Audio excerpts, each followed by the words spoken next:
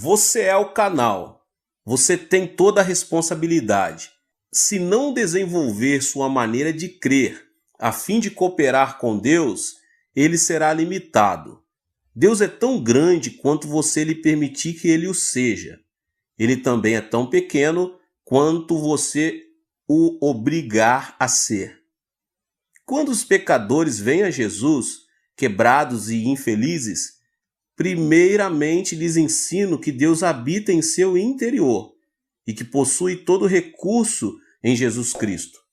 Então procuro reeducá-los para que desenvolva seu coração a fim de cooperar com Deus. Todos, sem exceção, partem com nova fé e levam uma vida milagrosa e vitoriosa. Como é que este povo, se todos fossem realmente pobres e cheios de fracasso, pôde dar mais de 20 milhões de dólares à sua igreja de 1969 a 1977? Todos os anos damos cabos de nossos projetos, que geralmente custam de 1,5 milhão a 2 milhões de dólares.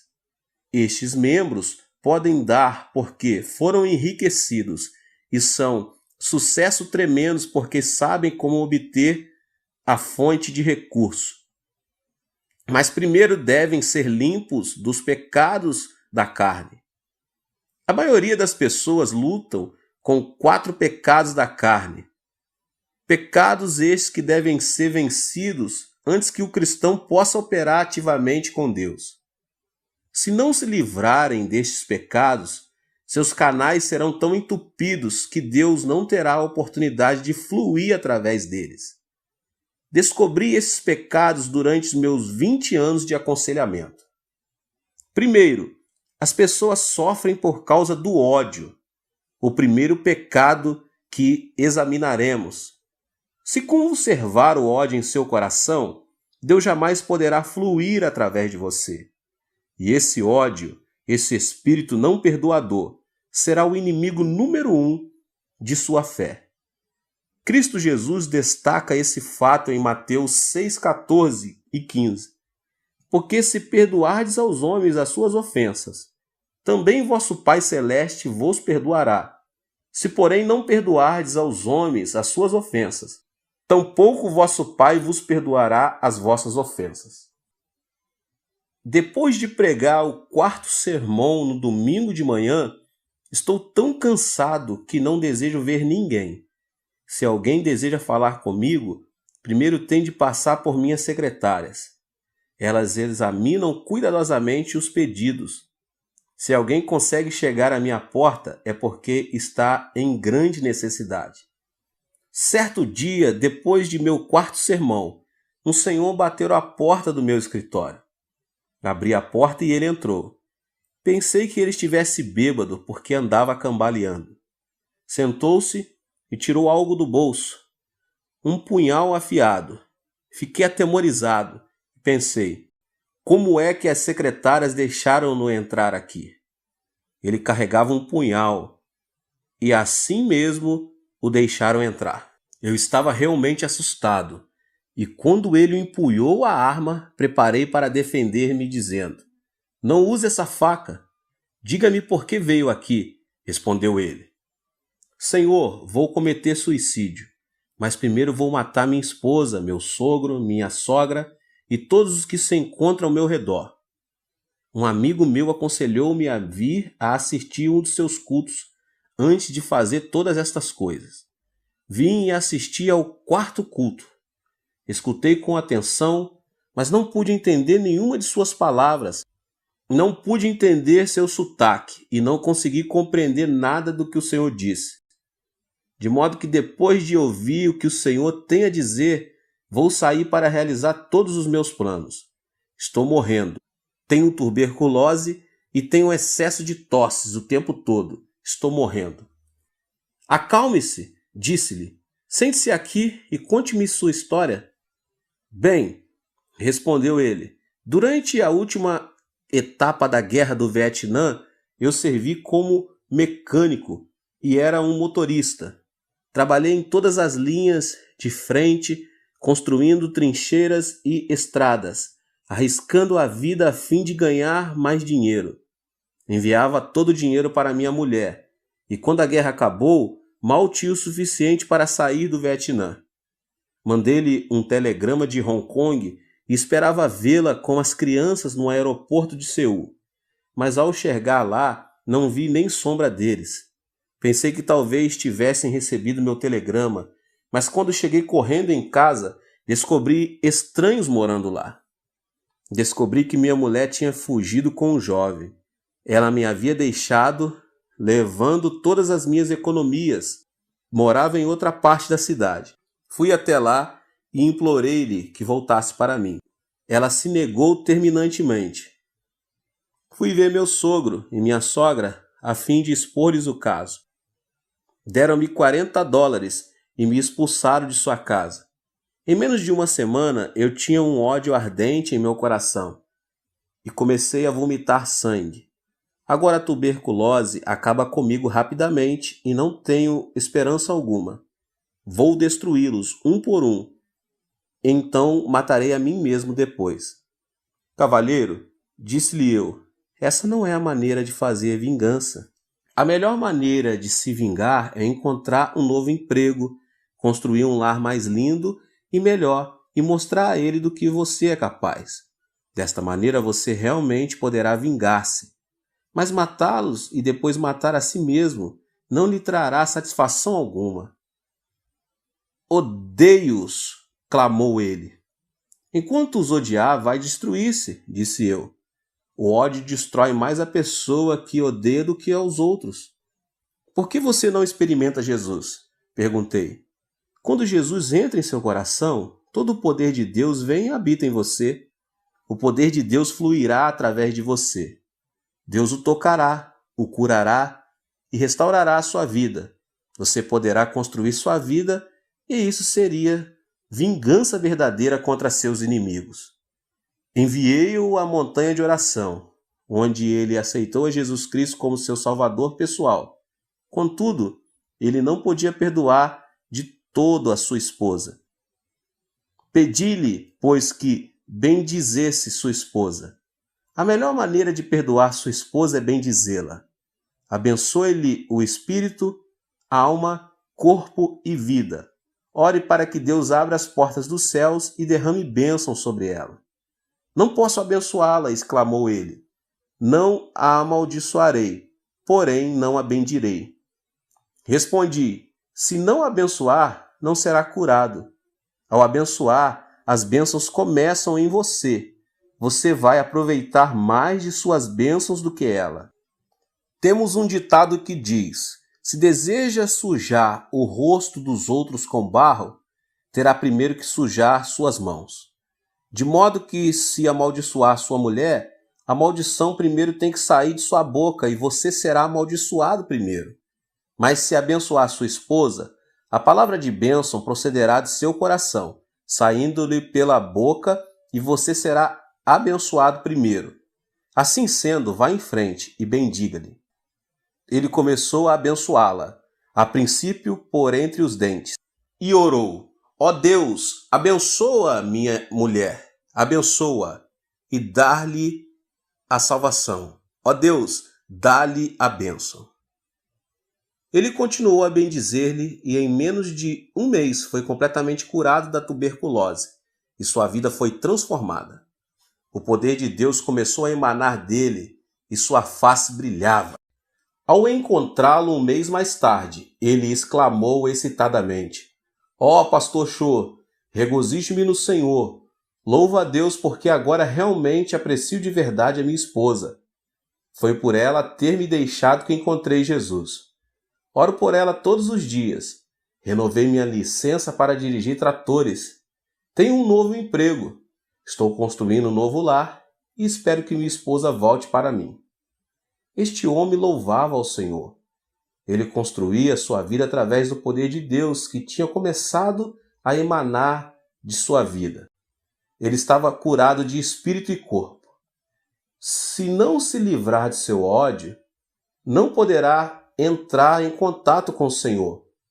Quando você sair a pregar o Evangelho, deve ajudar as pessoas a compreender isto. Certo dia, uma professora veio ver-me.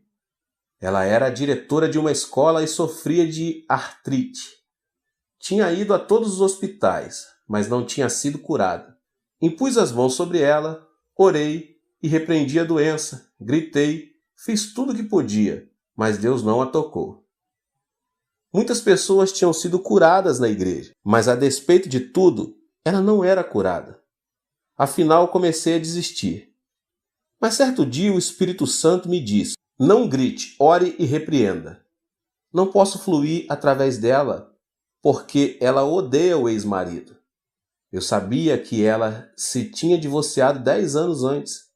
Então, enquanto ela estava sentada à minha frente, eu disse: irmã, por favor, divorcie-se do seu marido. Ela olhou para mim e disse: pastor, o que o senhor quer dizer com divorciar-se de meu marido? Nós estamos divorciados há mais de 10 anos. Não, não, não, estou, respondi-lhe. Oh, sim, insistiu ela. Sim, respondi, é claro que estão, legalmente.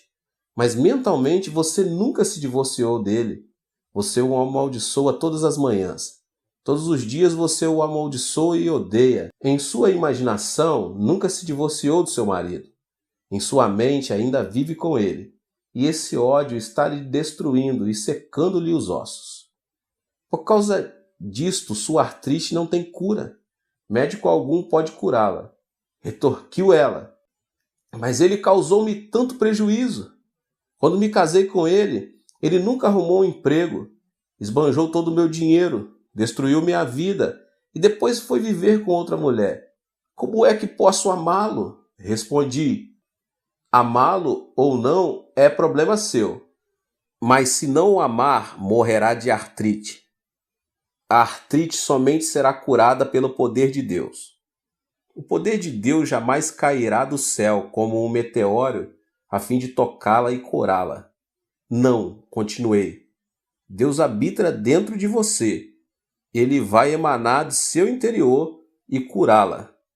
Mas seu ódio impede o fluxo do poder de Deus. Por favor, comece a bendizer seu marido. Bendiga seu inimigo e faça bem a ele. Então aprenderá a amá-lo e criar um canal pelo qual o Espírito de Deus vai fluir e tocá-la. Ela tinha o mesmo problema do homem que sofria de tuberculose. Chorando, ela disse: não posso amá-lo. Pastor, por favor, perdoa-me. Não o odiarei, mas não o amarei. Você não pode parar de odiá-lo se não o amar, respondi.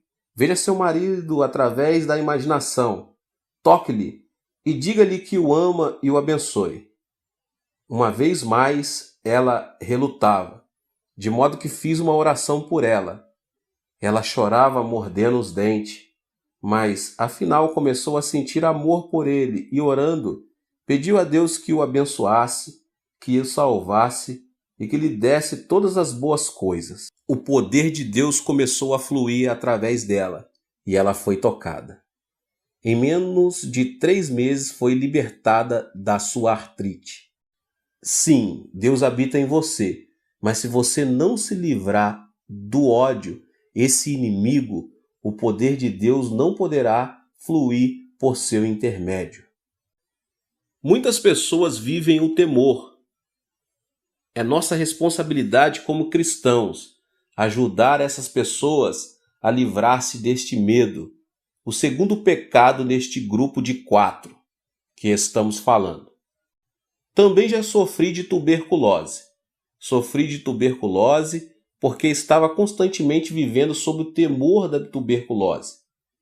Na escola secundária, eu tinha uma aula na qual devia lidar com garrafas de álcool, com ossos e intestinos humanos.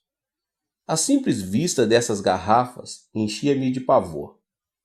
Certa manhã, o professor de biologia falava sobre a tuberculose. Naquela época não havia remédios miraculosos, e o professor disse que se contraísse tuberculose estaríamos perdidos, e nossos intestinos teriam a aparência do que estávamos naquelas garrafas, para o resto de nossa vida. Falou dos perigos da tuberculose e no final da aula disse: Há pessoas que nascem com tendência para a tuberculose. Homens com ombros estreitos e pescoços compridos são mais propensos a contrair tuberculose. Todos os alunos começaram a esticar os pescoços e a medi-los como se fossem cegonhas. Olhando para os meus companheiros, vi que eu tinha o pescoço mais comprido de todos. Imediatamente tive o pressentimento de que contrairia tuberculose. O temor oprimia-me o coração. Quando cheguei em casa, olhei no espelho, medi o pescoço a tarde toda. O temor invadiu-me e comecei a viver sobre agudo temor da doença. Quando completei 18 anos de idade, sofri de tuberculose. O semelhante atrai o semelhante, e o igual produz seu igual. Se a pessoa tiver medo, o diabo tem um canal aberto para qual atingi-la. Temor é fé negativa. De modo como eu tinha medo da tuberculose, contraí tuberculose, e à medida que vomitava sangue, dizia a mim mesmo: sim, é exatamente isto que eu esperava. Eu tinha lido em certo periódico médico da Coreia que muita gente morre por hábito. Pensava comigo mesmo: como é que a gente pode morrer por hábito? Esses médicos não cristãos falavam do importante papel que o medo tem em nossa vida. Por exemplo, um homem de apenas 50 anos de idade, já avô, morreu de pressão alta. Seu filho, chegando aos 50 anos de idade, morreu de pressão alta. Ao chegar aos 50 anos de idade, no instante em que sentia alguma tontura, ele há de pensar: isso é um ataque de coração.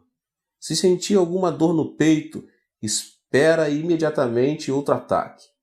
Vive cada dia com o seu temor e expectativa.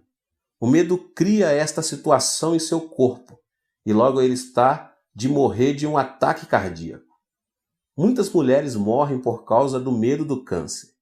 Certa mulher poderia dizer: bem, minha tia morreu de câncer, minha mãe morreu de câncer, de modo que com certeza também morrerei de câncer. Quando essa mulher chegar à mesma idade na qual sua tia e sua mãe faleceram e sentir qualquer tipo de dor, poderá dizer: isto é o câncer. Certamente está chegando meu tempo.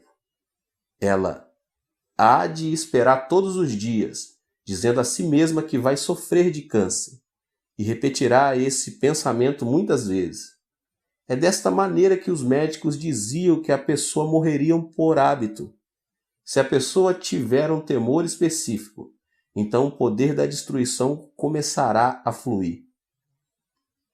Em 1969, quando Deus me pediu que renunciasse ao pastorado de minha segunda igreja, eu tinha 10.000 membros batizados com uma assistência regular de 12.000. Eu vivia feliz, sentia-me bem satisfeito. Tinha uma linda casa, uma esposa maravilhosa, filhos, carro do último modelo e até chofé. Então eu disse: Deus, vou ficar nessa igreja até que os meus cabelos se tornem brancos. Mas certo dia, enquanto estava orando em meu escritório, o Espírito Santo veio e disse: Cho, seu tempo aqui terminou. Você deve preparar-se para mudar. Senhor, disse eu, mudar-me? Já comecei uma igreja e esta é a segunda que começo e edifico. Desejas que eu vá abrir um terceiro trabalho? Por que deve ser sempre eu que dê início a novas obras? Estás escolhendo a pessoa errada. Dize a outro que vá. Assim comecei a discutir com o Senhor. Ninguém, entretanto, deve argumentar com Deus, porque ele sempre tem razão. Finalmente, Deus persuadiu-me dizendo: você deve ir e edificar uma igreja com espaço para 10.000 pessoas. Uma igreja que possa enviar pelo menos 500 missionários. Pai, repliquei, não posso fazer isso. Tenho pavor mortal de edificar uma igreja desse tamanho. Mas Deus disse: não. Disse-lhe que vá e você tem que ir. Consultei um construtor acerca dos custos. Disse-me ele por alto que eu ia precisar de pelo menos 2,5 milhões de dólares só para a igreja. Para o terreno precisava de outro 500 mil e para o terreno contíguo a fim de construir o complexo de apartamentos outros 2 milhões. Um total de não menos 5 milhões de dólares. Perguntou-me quanto dinheiro eu tinha. Disse-lhe que possuía 2.500 dólares. Ele olhou para mim espantado, sacudiu a cabeça e não disse nada. Então fui a uma reunião dos anciões da igreja e contei-lhes o plano. Certo ancião disse: Pastor, quanto dinheiro o senhor vai conseguir nos Estados Unidos? Nenhum centavo, disse-lhe eu. Disseram: O senhor é um bom homem, um ministro genuíno, mas não é homem de negócios. Não é assim que se constrói uma igreja em um complexo de apartamentos. Então reuni meus 600 diáconos. Quando lhes contei o plano, começaram imediatamente a agir como coelhos assustados, como se eu fosse impor-lhes um tributo de sangue. Senti-me desnorteado. Estava cheio de medo. Fui ao Senhor. Senhor, ouviste todas as palavras dos anciões e diáconos. Estão todos de acordo, de modo que o Senhor tem de pensar sobre este assunto de novo. Então o Espírito Santo falou ao meu coração: Filho, quando foi que lhe pedi que fosse falar aos anciões e com os diáconos? Então, eu não devia? Perguntei. O Espírito respondeu: Mandei que você construísse uma igreja, não que a discutisse. Esta é a minha ordem. Levantei-me dizendo: Sim, se esta é a tua ordem, cumpri-la-ei. Fui à prefeitura e comprei a crédito quase 2 hectares no campo mais caro, situados em frente ao edifício do Congresso, um dos lugares mais cobiçados de toda a Coreia. Depois fui ao construtor e assinei um contrato com ele para a construção da igreja e do complexo de apartamento. Tudo a crédito. Pensei com meus botões: eles construirão a igreja. Eu confiarei em Deus e verei o que acontece. No dia em que comecei as obras, fizemos um culto especial. Finalizado o culto, fui ver como as coisas andavam. Pensei que os trabalhadores abririam umas poucas valas e que ali começariam a colocar o cimento para os alicerces, e que em pouco tempo o edifício estaria terminado. Mas havia dúzia de tratores trabalhando e cavando a terra como se fossem fazer um lago.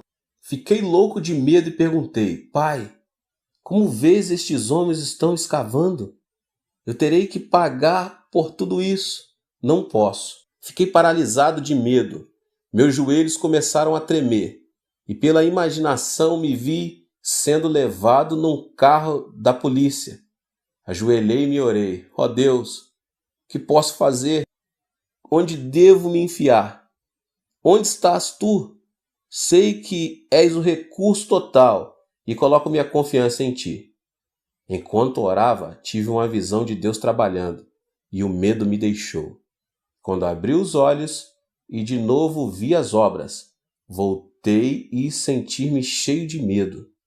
Por isso, durante o tempo que a construção durou, vivi mais com os olhos fechados do que com os olhos abertos.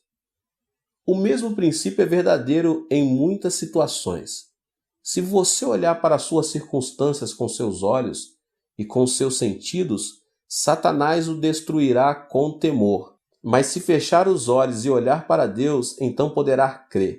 Há 2 tipos diferentes de conhecimento: conhecimento sensório e conhecimento revelado. Devemos viver pelo conhecimento revelado, encontrado do Gênesis ao Apocalipse, não por conhecimento sensório. Devemos instruir as pessoas a desistirem do temor de seu ambiente, de suas circunstâncias. Se não o fizerem, não poderão desenvolver a fé, nem Deus poderá fluir através delas. Peça-lhes que lhes entregue seus temores ao Senhor. Ensine-lhes a colocar sua fé somente na palavra de Deus. Muitas pessoas vivem com complexos de inferioridade e estão completamente frustradas. Esse sentimento de inferioridade é a terceira área problemática que discutirei agora nesta pregação. Se as pessoas sentirem-se inferiores por viverem numa área de favelas, você não as poderá tirar dali. Talvez tenham fracassado em seus negócios e se resignaram a ser fracassos. Mas enquanto tiverem essa atitude, você não as pode ajudar.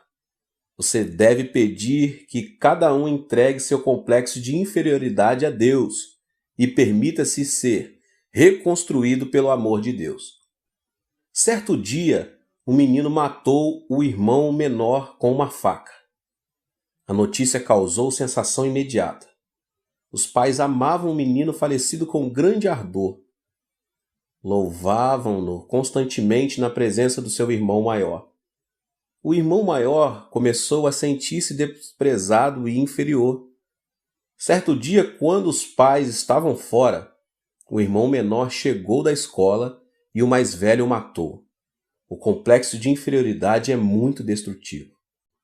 Uma vez sofri de um complexo de inferioridade.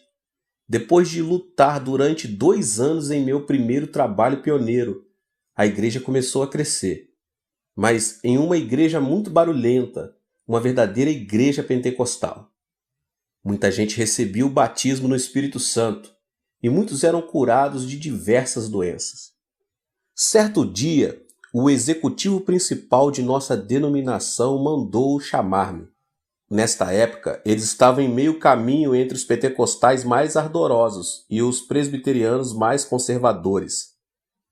Perguntaram-me: "Você realmente está orando pelos enfermos e fazendo com que as pessoas gritem e falem outras línguas em seus cultos?" "Sim", respondi. "Você é um fanático", asseveraram. "Não sou fanático. Faço tudo de acordo com o ensino bíblico", defendi-me. Depois de discutir este assunto, caçaram minha licença ministerial, me mandaram embora. Fui expulso de minha própria denominação. Depois de algum tempo, o missionário John Huston veio e me levou de volta. Ao ser expulso, fui atingido por sentimentos de inferioridade. Esse complexo de inferioridade produziu em mim um sentimento de destruição. Foi-me difícil sair dessa situação. Na época em que os membros da comissão executiva me expulsaram, entretanto, não sabiam que certo dia eu seria superintendente-geral dessa mesma denominação. Esse foi um cargo que ocupei até recentemente. Quando fui eleito para esse cargo, tínhamos somente 2.000 membros. Aplicando as leis da fé e ensinando aos pastores, tive um rápido crescimento. Quando pedi demissão do cargo, as estatísticas revelaram que a denominação contava com total de 30 igrejas e com mais de 200.000 membros. Devemos lidar com os que se sentem capazes de vencer na vida. Devemos tirá-los de sua depressão e pessimismo, edificá-los no amor de Jesus Cristo e dar-lhes fé, dizendo-lhes que nada é impossível ao que crê. Devemos curá-los e treiná-los. Logo eles se desfarão de seu sentimento de inferioridade. Certo domingo de manhã, enquanto pregava no segundo culto, vi um homem que eu sabia estar mentalmente doente. Ele foi trazido com os pés e mãos amarrados. Nesse dia, estávamos fazendo compromisso para terminarmos com êxito a 5ª etapa da construção. Muitas pessoas estavam preenchendo cartões de compromisso. Quando esse homem recebeu um cartão, ele o preencheu com a quantia de $100. Sua esposa riu quando os diáconos passaram para recolher as ofertas. "Não acredite nele", disse ela. "Ele está doido." Mas depois do culto, quando o fui ver, ele estava completamente curado pelo poder do Espírito Santo. Estava de novo em perfeito juízo, plenamente consciente do que fazia e dizia. Tinha sofrido de um profundo complexo de inferioridade. Explicou: "Eu tinha uma fábrica de fertilizantes, mas fui à falência. Fiquei tão preocupado que perdi a razão. Então, levaram-me para um hospital psiquiátrico. onde recebi uma série de eletrochoques, mas nunca me curaram. Mas enquanto eu estava sentado ali ouvindo as suas palavras, subitamente saí de meu estado mental e tive consciência da realidade. Perdi meus amigos, meu prestígio e meu crédito. Tenho uma montanha de dívidas. Não posso fazer nada. Não sou ninguém. Você é alguma coisa, disse-lhe eu. Você não é inferior. Você veio a Jesus e agora todo o poder de Cristo e todos os seus recursos residem em você. Você é um homem de Deus. Levante-se vitoriosamente. Você tem dentro de si todo o poder e todos os recursos de Deus à espera de serem liberados. Que tipo de trabalho posso fazer? Perguntou-me. Não sei, respondi. Mas continue a ler a Bíblia e a orar. Certo dia ele voltou cheio de entusiasmo. Pastor, li o versículo da Bíblia que diz sermos o sal da terra e a luz do mundo. Que lhe parece eu entrar no negócio de vender sal a varejo? Se você acredita nisso, vá em frente, disse eu. Faça-o. Ele se foi e começou a vender sal em pequena escala. Pagou seus dízimos, pagou a promessa que tinha feito e regozijava-se muito no Senhor. Deus começou a abençoá-lo e seu negócio de vender sal prosperou muito. Com o passar do tempo, ele construiu um grande armazém à beira do rio, onde colocou um capital de $500 em sal. Mas certa noite de verão chovia torrencialmente e pela manhã, quando me levantei, a área toda estava inundada. O armazém dele estava inundado. Fiquei apreensivo. Nesta tarde, depois da parada da chuva, corri à casa dele. Outros artigos e materiais podem ser recuperados depois de uma inundação. Mas o sal é o muito amigo da água. Ao entrar no seu armazém, vi que todo o sal tinha desaparecido. O homem, agora ancião de minha igreja, estava sentado no meio do depósito, cantando e louvando a Deus. Entrei sem saber se ele estava em perfeito juízo ou não. Cheguei-me a ele e perguntei: Você está bem ou está louco? Pastor, estou perfeitamente bem, sorriu ele. Não estou louco. Não se preocupe. Perdi tudo. Deus o levou. Mas como o Senhor sempre me tem dito, os recursos todos estão dentro de mim. A água pode lavar meu sal, mas não pode desfazer os recursos da presença de Deus que habita em mim. Posso fazer brotar esses recursos novamente através da fé e da oração. Espere só. Dê-me um tempo. Levantarei meus negócios de novo. Já não sofria de nenhum complexo de inferioridade. Estava cheio de confiança. Hoje ele é um multimilionário e continua a vender sal. Também começou a fábrica de relógios e tem sua fábrica própria. Ele já me acompanhou a Los Angeles, a Vancouver e a Nova York. Recentemente fez uma viagem à Europa.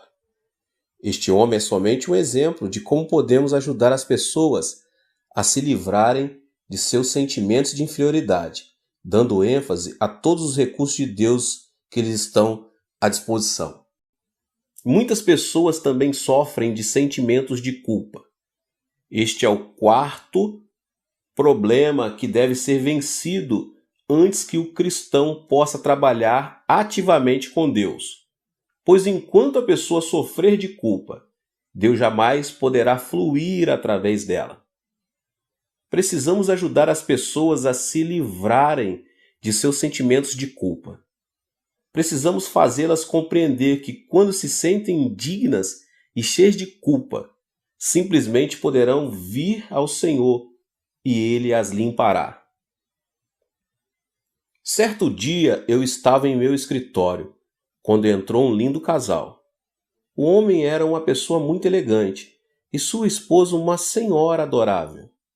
Embora essa adorável senhora tivesse mais ou menos 30 anos de idade, parecia velha, emaciada e quase nem podia abrir os olhos. O marido disse: Pastor, minha mulher está morrendo. Já tentei tudo: psicologia, psiquiatria, e todos os médicos, remédios imagináveis. Sou rico, já gastei milhares e milhares de dólares com ela, mas os médicos não puderam fazer nada. Agora desenganaram-na. Ouvi dizer que o Senhor realmente tem ajudado muita gente e que muitos foram curados por seu ministério. Disse-lhe que tudo isso era verdade e olhei para ela procurando o discernimento e a sabedoria de que ela precisava nessa situação. Orei silenciosamente. Senhor, ela veio até aqui. Agora o que faço? Imediatamente a voz de Deus falou. Ela sofre de uma doença psicossomática. Não é uma doença orgânica, é mental. Pedi que o marido saísse do escritório e, voltando-me para a mulher, disse: A senhora deseja viver? É preciso que viva por causa de seu marido, pelo menos. Se a senhora tivesse de morrer, já devia tê-lo feito, pois agora tem 3 filhos. Se morrer agora, deixando os filhos para o seu marido cuidar, realmente atrapalhará a vida dele. Portanto, de uma maneira ou de outra é preciso que a senhora viva para o seu marido e seus filhos. Gostaria de viver, disse-me ela. Então posso ajudá-la, mas somente com uma condição. Deve contar-me sua vida passada, respondi. Ela se aprumou na cadeira e com ira nos olhos respondeu: Será que estou numa delegacia de polícia? O senhor é um ditador? Por que me pede isso? Isto não é um interrogatório e não tenho que revelar meu passado. Então não poderei ajudá-la, respondi. Se a senhora persistir nesse curso de ação, vou pedir que Deus revele diretamente as áreas problemáticas do seu passado. Ela ficou espantada e, tirando um lenço da bolsa, começou a chorar. Depois de um longo suspiro, disse: Pastor, vou revelar meu passado, mas não acho que seja esse meu problema. Sim, disse eu. Esta é a causa de seus problemas. Meus pais morreram quando eu era bem jovem e praticamente fui criada por minha irmã mais velha. Minha irmã era como uma mãe para mim e meu cunhado como um pai. Tomaram conta de mim e morei com eles durante meu tempo de ginásio, colegial e faculdade. No meu 3º ano de faculdade, minha irmã foi para a maternidade a fim de dar à luz seu último filho. Durante o tempo em que ela esteve lá, eu tomei conta da casa e das crianças. Sem saber o que estava acontecendo, meu cunhado e eu nos apaixonamos. Não sei o que aconteceu comigo, mas caímos num relacionamento imoral. Logo a culpa alojou-se em meu coração. Desse momento em diante eu morreria de culpa. Mas meu cunhado continuava a telefonar-me de seu escritório e constantemente nos encontrávamos em motéis, hotéis e estações de água. Tive vários abortos e ainda assim não podia recusar os pedidos de meu cunhado. Eu morria de medo de minha irmã descobrir. Por isso meu cunhado intimidava-me continuamente. Eu estava sendo destruída aos poucos. Ao formar-me, decidi que casaria com o primeiro homem que me propusesse casamento. Encontrei um emprego e o jovem que agora é meu marido pediu-me para que casasse com ele. Nada perguntou do meu passado. Aceitei porque assim me afastaria de meu cunhado. Casei-me com ele e com o correr do tempo ele se tornou muito rico. Demitiu-se do seu antigo emprego e começou o seu próprio negócio. Agora está rico. Temos um bom lar, dinheiro, tudo. Mas desde o dia em que caí com meu cunhado, tenho sofrido destes fortes sentimentos de culpa. Sempre que tenho relações com meu marido, sinto-me como se fosse uma prostituta. Não tenho o direito de receber o seu amor.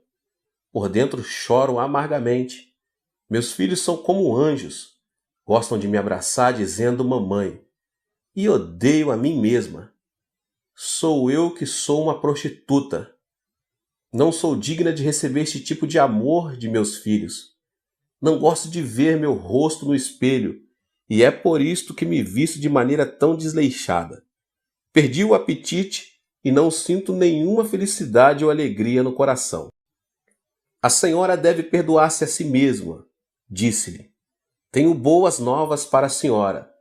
Jesus Cristo veio e morreu na cruz pela senhora e pelos seus pecados. Nem mesmo Jesus pode perdoar os meus pecados, clamou ela, chorando. Meus pecados são grandes e profundos demais para serem perdoados. Fiz de tudo. Todo mundo pode ser perdoado, menos eu. Enganei minha irmã e não posso confessar-lhe o que fiz. Isso prejudicaria sua vida toda. Indaguei silentemente. Senhor, como posso ajudá-la? Tens de ajudar-me. Então ouvi um suave sussurro em meu coração e subitamente ocorreu uma ideia. Irmã, feche os olhos. Pedi-lhe fazendo o mesmo. Vamos até um lago lindo e silencioso. Agora estamos assentados à margem do lago. Há muito cascalho ao nosso redor. Tenho na mão uma pedrinha de cascalho. Por favor, apanhe uma pedra grande e joguemos o cascalho e a pedra dentro do lago. Vou jogar primeiro.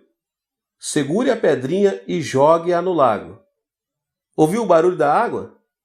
Um leve murmúrio e umas ondas. Onde está a minha pedrinha agora? Foi para o fundo do lago, respondeu ela. Certo, respondi. Agora é sua vez. Jogue a sua pedra. Sim, a senhora pode jogá-la. Muito bem. Qual foi o barulho dela? Foi grande e formou grandes ondas, respondeu ela. Mas onde está a sua pedra? Perguntei. No fundo do lago, respondeu ela. Bem, parece que ambas as pedras foram para o fundo do lago quando as jogamos. A única diferença foi o ruído e as ondas. A minha fez um barulhinho e a sua produziu um grande ruído.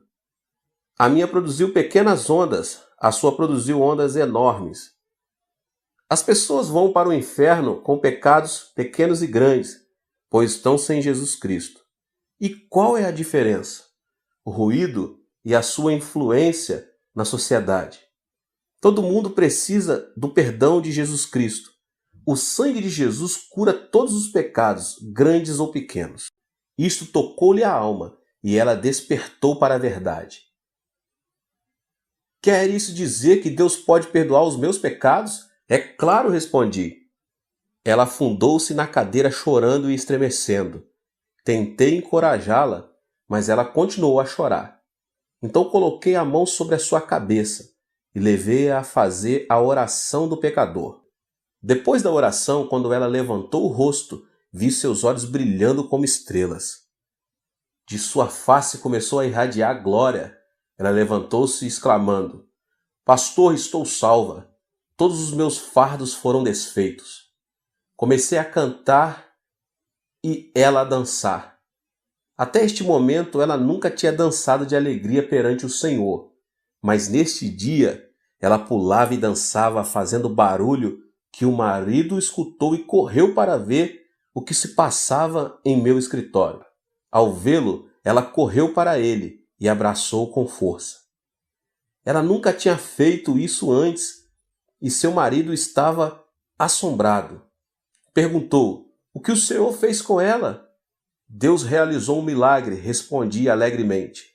E voltando-me para a esposa, disse, deve entregar todo o seu coração ao Senhor. Ele fez grandes coisas por você. Em breve, ela tinha livrado totalmente o seu sentimento de culpa. O poder de Deus emanou do seu interior e ela foi curada por completo. Esse casal agora é de minha igreja e sempre que olho para o rosto dessa senhora, não posso deixar de pensar no amor de Jesus Cristo. Agora ela não tem doença alguma, foi completamente curada. Ao soltar seu sentimento de culpa, o poder de Deus pôde fluir. Irmãos e irmãs, em Cristo, neste instante, vocês têm todo o poder de Deus dentro de vocês. Podem recorrer a esse poder por seus gastos, suas roupas, seus livros, sua saúde, seu negócio, finanças, estudos e tudo. Quando saírem para pregar o Evangelho, não estarão pregando um objetivo vago, uma teoria, uma filosofia ou uma religião humana. Na verdade, estarão ensinando as pessoas a destapar o manancial inesgotável dos recursos morais e espirituais. Estarão dando Jesus para as pessoas e, por meio de Jesus, Deus vem e habita em seus corações. Deus te abençoe. Nos vemos nos próximos vídeos.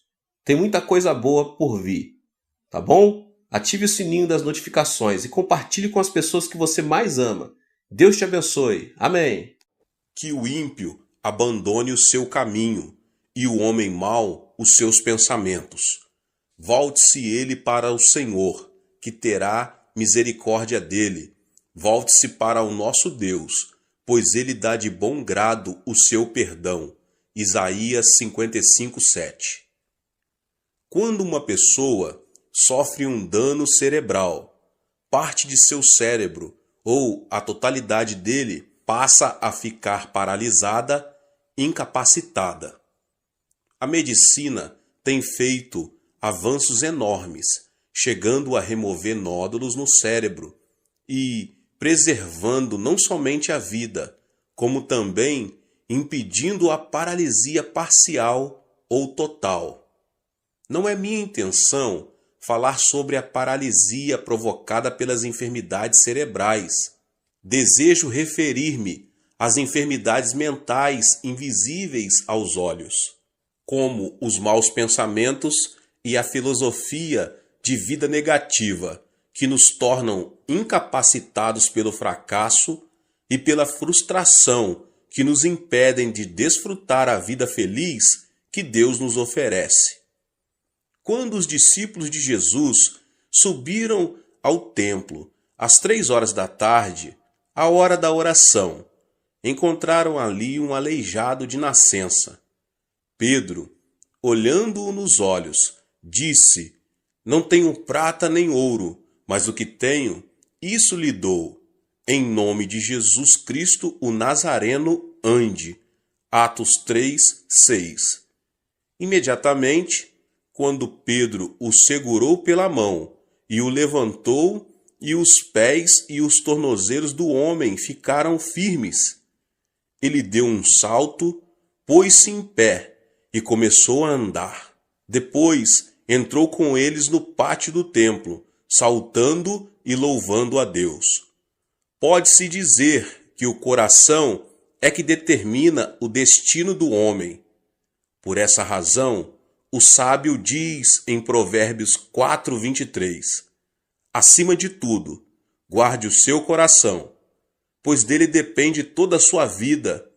E Jesus, em Mateus 8:13, diz, como você creu, assim lhe acontecerá. O que significa isso? Quer dizer que a mente é a origem do estilo de vida e a vida é o resultado daquilo que pensamos. Devemos eliminar de nosso cérebro o nódulo que nos leva à destruição ou à paralisia total ou parcial. A fim de experimentarmos o poder de Deus, quero agora apresentar 6 elementos que impedem que o poder divino haja em nós, os quais devem ser extirpados. O primeiro elemento é a ansiedade. Pode-se dizer que alguém que vive ansioso perde a felicidade na vida. Quando uma pessoa ansiosa chega a casa, os integrantes da família tornam-se intranquilos por causa de suas queixas e murmurações. Assim também, a pessoa ansiosa é incapaz de difundir paz na sociedade. Esse tipo de gente provoca reação de agitação em cadeia. Segundo estudo do médico Dr. Walter Clemente Albertis, especialista em gastroenterite do reconhecido Hospital Mayo, a causa de todo tipo de doença é a ansiedade. Isso significa que a ansiedade destrói a saúde física, além de destruir a felicidade do coração. Qual é a causa da ansiedade? Apresento aqui 2 de suas origens. A primeira origem da ansiedade, as circunstâncias produzem ansiedade. Quando uma pessoa sente-se incapaz de enfrentar uma situação, torna-se ansiosa. Por exemplo, quando não consegue solucionar um problema financeiro ou quando vive uma situação que parece estar além de qualquer esforço humano. Certo dia, Jesus entrou num barco e disse a seus discípulos que passassem para o outro lado. No começo, o lago estava tão calmo que o barco deslizava, como um patim sobre rodas. Ao chegarem à metade do lago, porém uma forte tempestade, vinda do monte Hebrom, começou a açoitá-los. A embarcação estava prestes a ser inundada, de modo que, em vão, os discípulos tentavam tirar a água de dentro dela.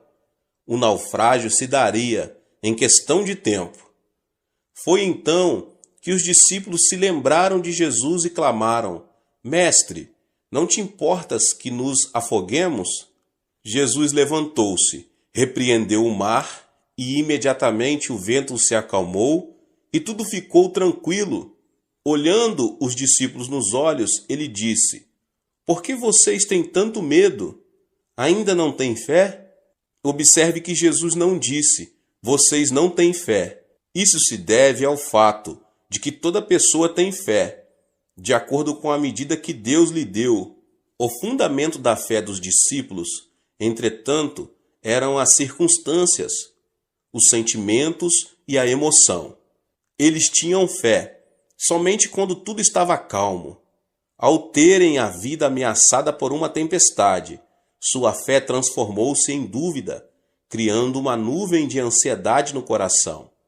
Portanto, devemos repelir os pensamentos oriundos das circunstâncias e as emoções da terceira dimensão, a fim de aceitar os pensamentos de Deus, os da quarta dimensão. Quando viram a tempestade e as ondas, os discípulos fracassaram em aceitar o pensamento de Deus, apesar de terem ouvido o Senhor dizer que queria passar para o outro lado do lago. Seus fundamentos de fé não eram a palavra de Deus da quarta dimensão, e sim as circunstâncias e as emoções da terceira dimensão. Foi por isso que o Senhor lhes perguntou: Onde está a sua fé? A palavra de Deus permanece para sempre e jamais muda. Apegar-se firmemente à palavra de Deus não é outra coisa senão aceitar o pensamento de Deus. Portanto, apesar das circunstâncias, se o fundamento do nosso coração é a palavra de Deus, mediante a fé, podemos estar livres de nossa ansiedade e preocupação. A segunda origem da ansiedade é que o pecado produz ansiedade. Quando peca, a pessoa torna-se ansiosa, porque perde a confiança diante de Deus. O pecado separa o homem de Deus. Quando Adão e Eva pecaram, não puderam permanecer diante dele. Gênesis 3:10 diz: Ouvi teus passos no jardim, e fiquei com medo, porque estava nu. Por isso me escondi. Qual foi a causa do medo? O pecado, sem dúvida.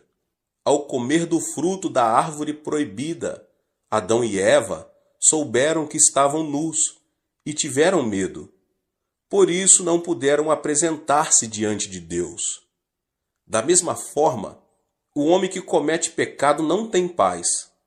As Escrituras dizem: Não há paz alguma para os ímpios. Isaías 48:22. Portanto, a consequência do pecado é a ansiedade. Se uma pessoa se sente ansiosa ao sentar-se e ao levantar-se, sua vida será uma ruína.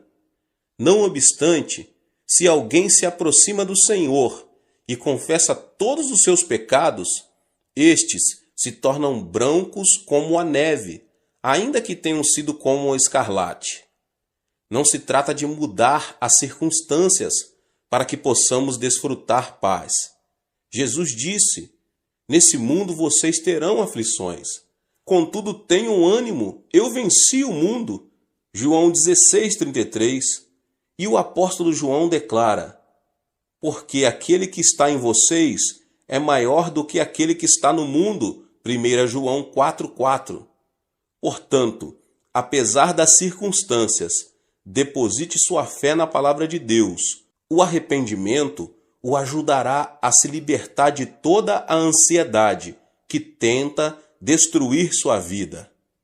O segundo elemento é a solidão. A solidão a que me refiro não é a solidão causada pelas circunstâncias. Por exemplo, se você separa um tempo para orar no monte e estar a sós com Deus, isso não é solidão. A solidão é sentir-se só e se caracteriza pelo egocentrismo. É querer receber sem dar. É manter-se indiferente à felicidade dos outros. Quando alguém se torna extremamente egocêntrico e não se interessa pelos outros, transforma-se numa pessoa teimosa e fria. Obviamente, ninguém será receptivo a uma pessoa que demonstre ser assim. Esse comportamento torna as pessoas ainda mais fechadas em sua solidão, levando-as à destruição. Deus não criou o homem como um ser solitário. Em Gênesis 2, 18 e 24, o Senhor fala: não é bom que o homem esteja só. Farei para ele alguém que o auxilie e lhe corresponda. Por essa razão, o homem deixará pai e mãe e se unirá à sua mulher, e eles se tornarão uma só carne. O homem nasce de duas pessoas. No idioma chinês, a palavra homem é representada por caracteres formados por dois traços que se apoiam entre si. Ou seja, são duas pessoas que formam uma unidade. Por isso Jesus orou ao Pai, dizendo: Pai nosso que estás nos céus. Não é o plano de Deus que o homem esteja só. Até mesmo na natureza de pregar o Evangelho, Jesus enviou os seus discípulos em duplas. O apóstolo Paulo sempre esteve acompanhado de Barnabé. Depois de uma discussão entre eles, Paulo juntou-se a Silas e Barnabé a João Marcos. Portanto, quem se considera santo e justo e gosta de estar sozinho, não é um santo verdadeiro. Nada mais é do que um egoísta. Temos de desfazer a solidão do nosso coração, que nada mais faz senão destruir a nossa vida. Agora, o terceiro elemento é a indecisão. A fé sem obras é morta. Quando alguém duvida e vacila entre uma e outra coisa, denota ser uma pessoa indecisa. E uma pessoa indecisa caracteriza-se pela falta de responsabilidade e receio, o fracasso e o erro. Muitas vezes, no dia a dia, o pastor precisa trabalhar como um agente imobiliário. Acontece que as pessoas se aproximam e pedem: Pastor, o senhor poderia me apresentar a fulano? Ou então, quero que o senhor me apresente a Beltrano. Para minha surpresa, nesse aspecto, tive êxito apenas em uma ocasião. Se uma pessoa não se decide quando tem ainda a possibilidade de escolher seu futuro cônjuge, nunca poderá deixar de ser um solteirão ou uma solteirona. No mundo, não existe homem perfeito ou mulher perfeita. É preciso primeiro casar para depois adaptar-se ao cônjuge. Hoje em dia, muitos fracassam por falta de decisão. Surgem as oportunidades, mas estas são perdidas por causa da indecisão com que enfrentam a vida. Ao longo de minha vida, nunca vi uma pessoa extraordinariamente inteligente que tenha conseguido grandes coisas. Os chamados inteligentes pensam demais e dizem: é preciso descartar esta possibilidade. Isto não funcionará. Ainda não chegou a hora de pôr isto ou aquilo em ação. O tempo passa e, no final das contas, eles não fazem nada. Portanto, podemos vencer se, com convicção, seguirmos em frente. Alguns membros da minha igreja já vieram a mim e perguntaram: Pastor, o senhor acredita que será bom para mim emigrar para outro país? O que o senhor acha de eu começar um novo negócio? Devo continuar a fazer o que eu estou fazendo? Esperam então que eu tome a decisão por eles. Diante dessa situação, eu simplesmente aconselho: não me peça que tome a decisão por você. Vá ao monte da oração e ore. Clame a Deus, que certamente dirá que caminho você deve seguir. Diante da dúvida ou incerteza, devemos nos apegar a Deus e pedir-lhe de todo o coração que nos oriente. Então, Deus nos ajudará a tomar a decisão correta. Em Tiago 1, do 6 ao 8, diz: peça, porém, com fé, sem duvidar, pois aquele que duvida é semelhante à onda do mar, levada e agitada pelo vento. Não pense que tal pessoa receberá coisa alguma do Senhor, pois tem mente dividida e é instável em tudo o que faz. O Senhor disse que não abençoaria pessoas indecisas. Remova a indecisão com o pensamento de Deus. Livre-se da indecisão. Assim, você poderá alcançar sucesso em sua vida. O quarto elemento é a ira. Temos a tendência de nos irritar com extrema facilidade, tanto em casa como no ambiente de trabalho. Creio que uma das principais razões para isso é o fato de não sabermos quanto a ira é destrutiva. A ira é prejudicial, não somente à saúde, mas também ao intelecto, pois o torna cego. Em uma conferência, o famoso anatomista inglês John Hutton afirmou ser a ira semelhante ao suicídio. Logo depois de ter apresentado sua tese, ele teve uma forte discussão com alguns dos alunos que o ouviram e discordaram daquilo que ele defendia. Isso o irritou sobremaneira, levando-o à morte instantânea, vítima de um ataque cardíaco. As palavras de John Hutton causaram grande repercussão por causa de sua morte trágica. Irar-se é como cuspir para cima, ou seja, a ira se volta contra a própria pessoa. A Bíblia diz que a ira rebaixa o nível da pessoa e o transforma em ignorante. A sabedoria do homem lhe dá paciência. Sua glória é ignorar as ofensas. Provérbios 19, 11.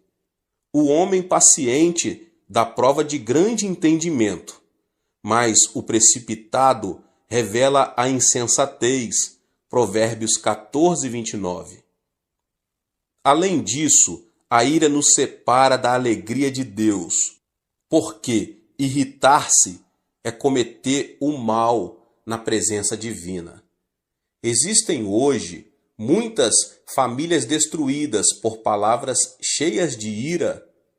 É aconselhável falar pacificamente, em tom moderado, ainda que seja em momento de ira.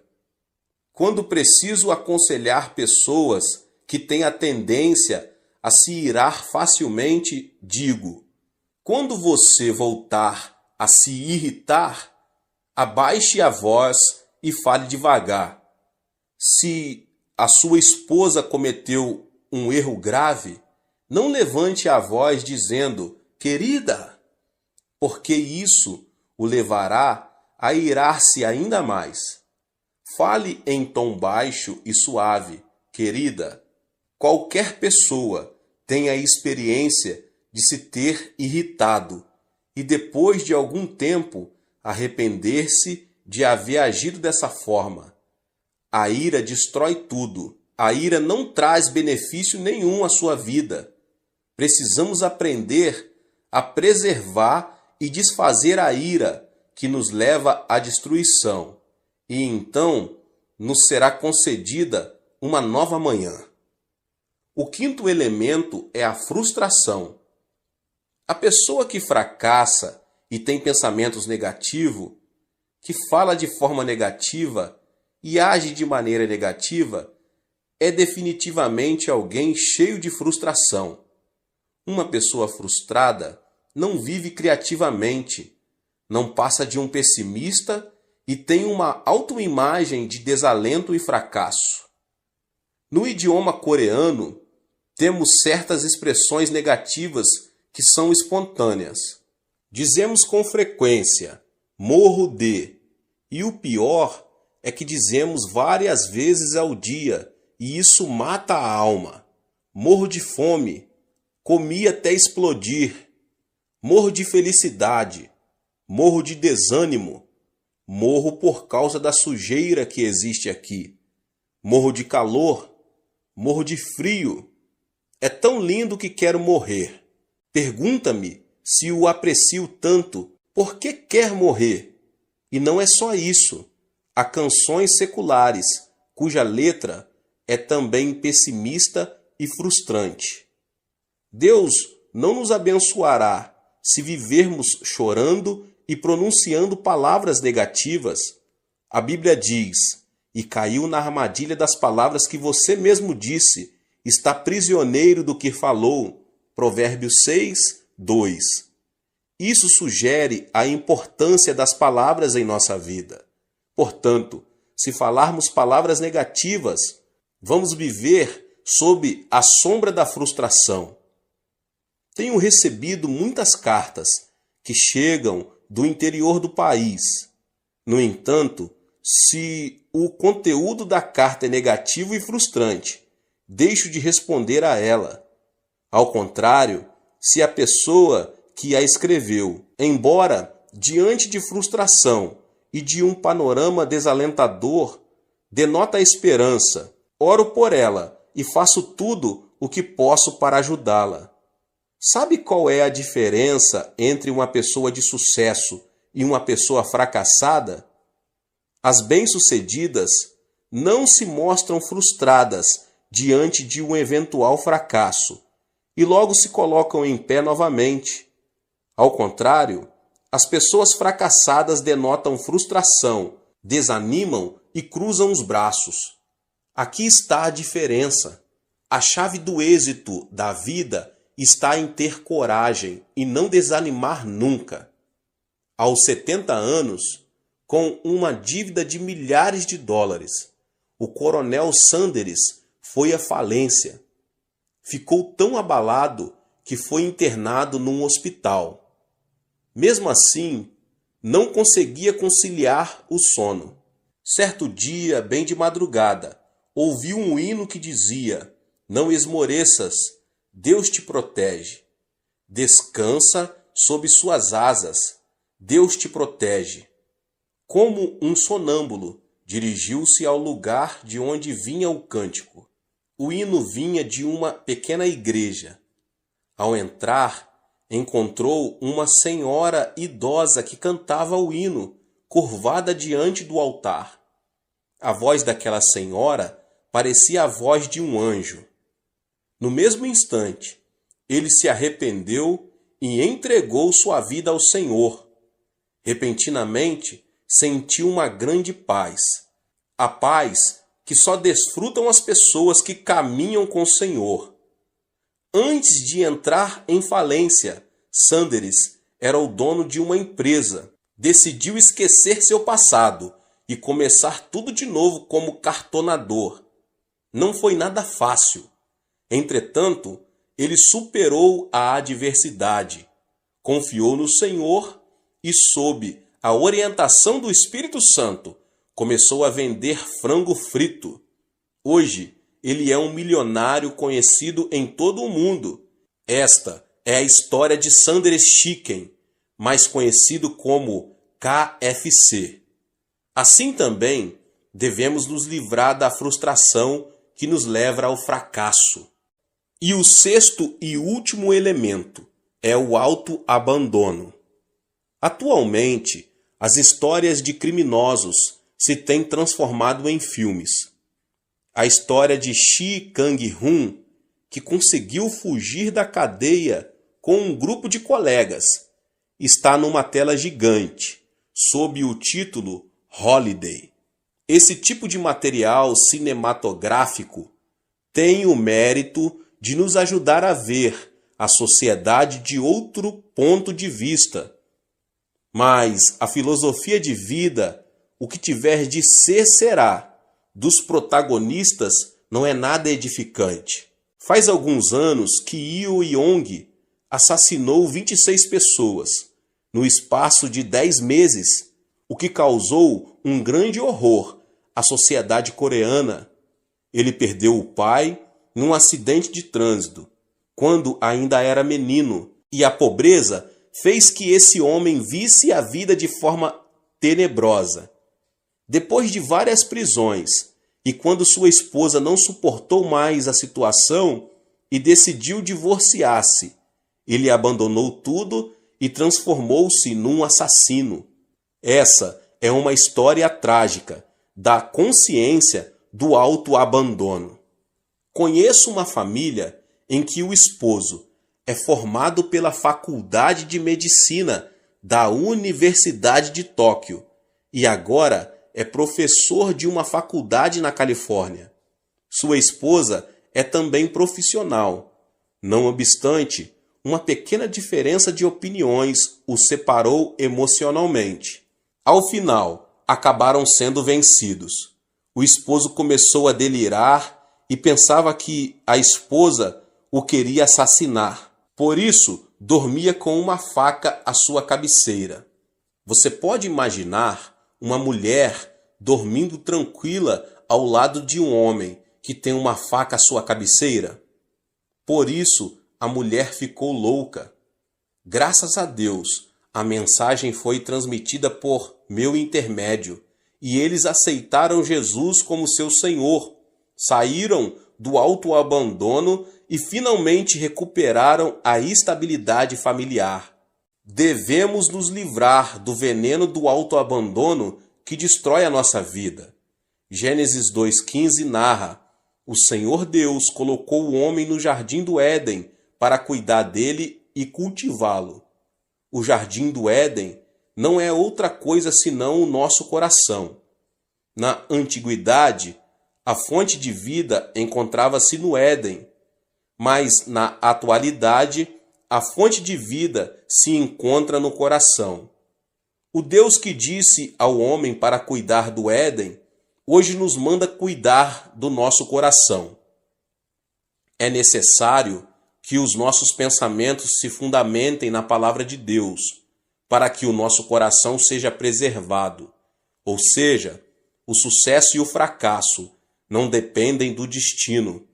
Podemos ser felizes se, mediante o pensamento de Deus, conseguirmos extirpar os 6 tumores do coração, a saber, a ansiedade, a solidão, a indecisão, a ira, a frustração e o autoabandono. Que você possa ter força no Senhor, na palavra de Deus, na oração, conseguir retirar da sua vida, em nome de Jesus Cristo, tudo que atrapalha o poder de Deus, o poder divino de atuar na sua vida.